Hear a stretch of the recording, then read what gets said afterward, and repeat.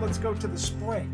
The spring is just the opposite of the upthrust. Instead of making a high and then a reaction and then trying to penetrate the high, we make a low at A, we rally up at B, and then we come down and we penetrate the low of A. It's not just a test, so don't confuse that. Sometimes we see I think they call them double bottoms, where we come down and either hold just slightly above or right at the low of A.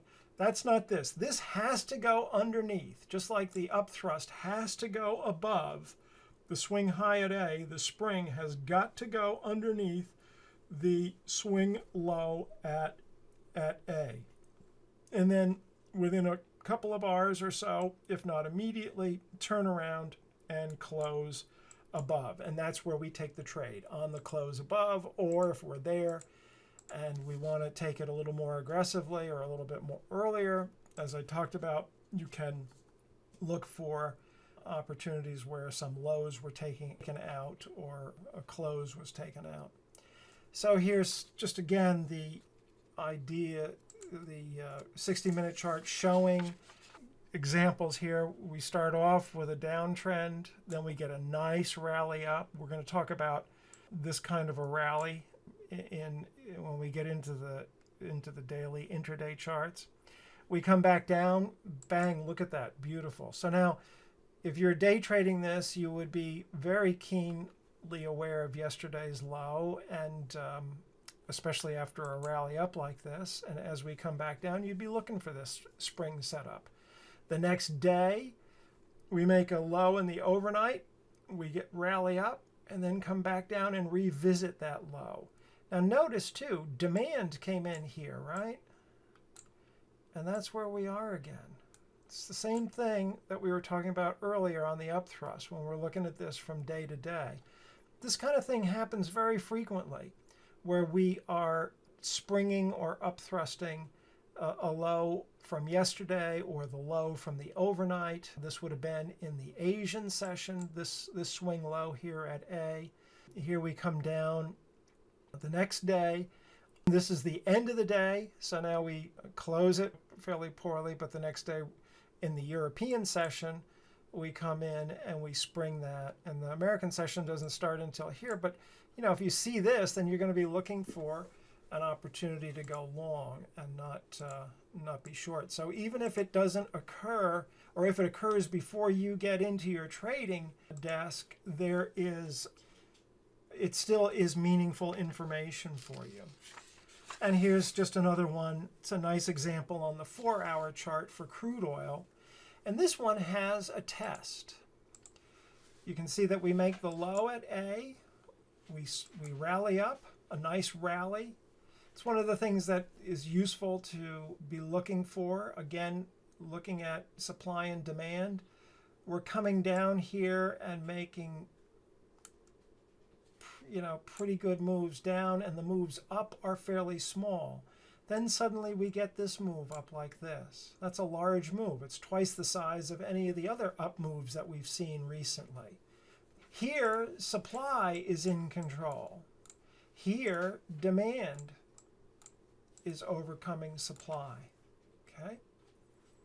So we want to be paying attention to that. That's part of market structure and part of supply and demand. In any event, we come back down and we test in here, and we can take the trade on the close. Your stop is going to be underneath the low, because the market can come back down underneath that, and you can see that.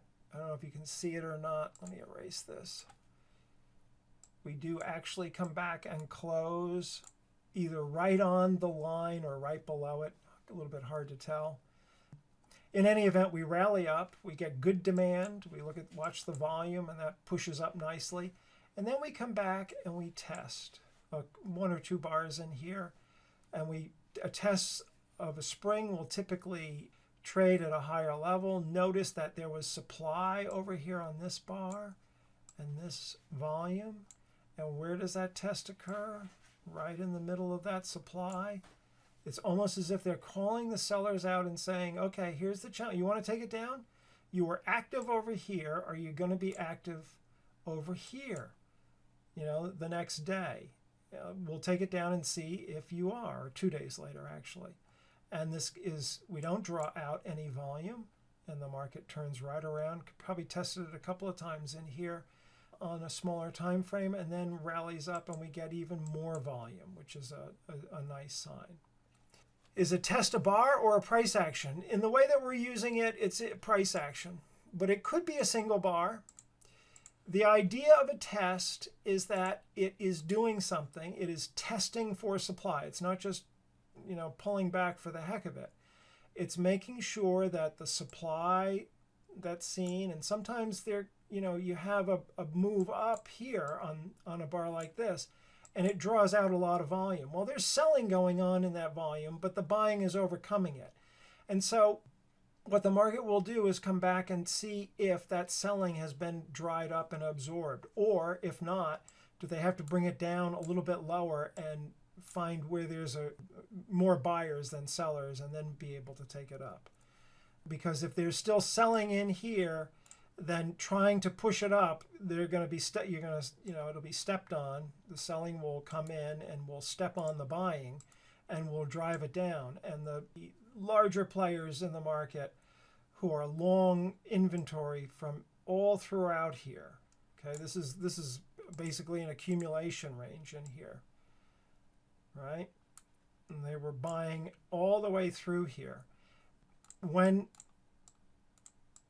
that occurs, and we get a spring to end the accumulation, then the next phase is the markup. Okay, we want to see the market mark itself up, but to make sure that all the supply has been taken out, because now they want to push, and they don't want to have to lift heavy to get through any residual supply that exists, and so they test it first to see, and there's no supply here, so it's easy to drive the market up. Tests are really useful, and they do it all the time. It's amazing. Okay, so that's a nice overview on the spring play.